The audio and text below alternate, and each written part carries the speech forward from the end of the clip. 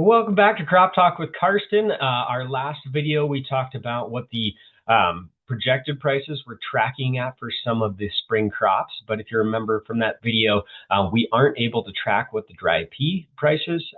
We weren't able to see what they were tracking at. We can only see once they're released, and they were just released. So wanted to make a video to cover what the projected prices are for the 26 crop year for dry peas. So as we get into it, prices are down across the board pretty significantly for some crops. Lentils have a projected price of 15 cents, which is down from 30 cents last year. Green and yellow peas are at 11 cents. They were at 12 cents last year. Small kabuli are at 18 cents, which is down from 23 last year. And then large kabuli are at 23 cents, which is down from 28 cents last year. So down across the board, but some definitely more than others. One big change for 2026 is that if you have the contract price code, so if you have the CP option on your coverage, which you can still add that if you don't have it prior to March 15th, then you can use a contract price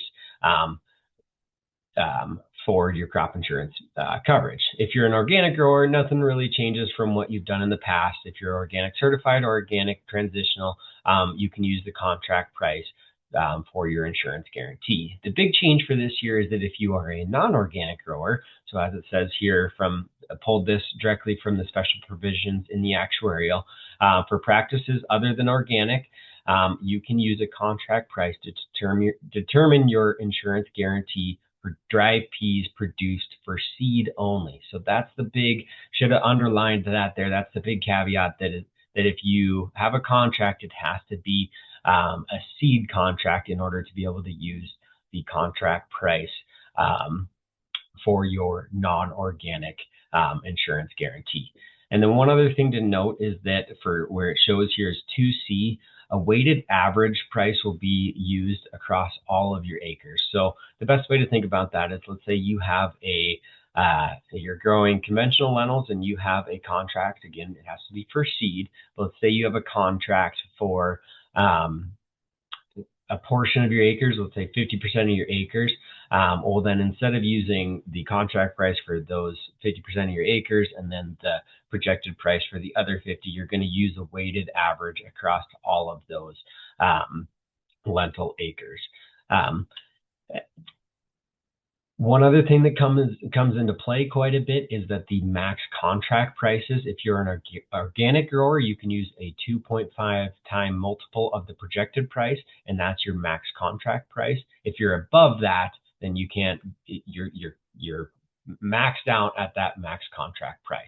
If you're a non-organic grower, you can use a 2 times multiple of the projected price. So for example, if you do have a seed contract for conventional lentils, the projected price is 15 cents, so you could use a max contract price of 30 cents. So that's a very big change and a very helpful change for growers, but the thing that might make it a little bit more complicated for growers is that it has to be for seed. I can't say that enough. And then also make sure that you have the contract price option on your coverage before March 15th. If you don't, then you can't use these contract price, to figure out your insurance guarantee regardless. So you need that CP endorsement on your policy to be able to even have that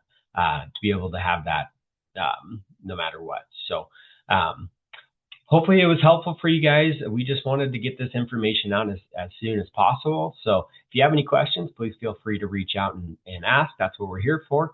Hope you have a great day.